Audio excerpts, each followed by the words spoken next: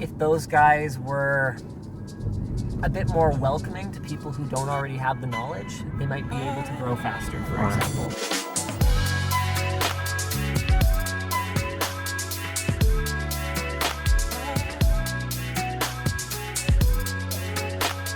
Ladies and gentlemen, my name is ABS, and this is One More Time Moving Minds with BMW, the interview that takes the biggest brains in tech and more for a spin around Munich to talk about the latest highlights in the industry. And this time I'm joined by Linus Sebastian. Is that right? That's right. So better known as the tech media personality, Linus, who got an online empire, started with his popular YouTube channels.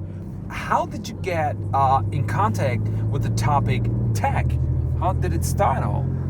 Oh, for me, I've loved tech for as long as I can remember. Oh, really? I mean, one of my first memories is of my aunt telling me that my birthday present when I couldn't have been much older than 7 or 8, Okay. was that they upgraded our family computer so that I could play, what was a hot game at that time, TIE Fighter for MS-DOS. And Okay. she got me like a flight stick for it.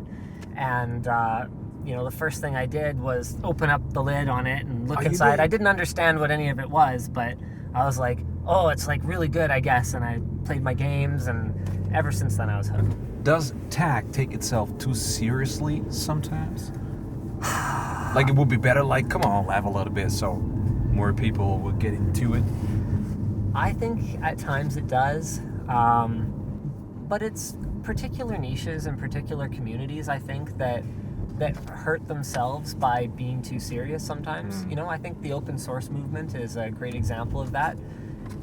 If those guys were a bit more welcoming to people who don't already have the knowledge, they might be able to grow faster, for example. Okay.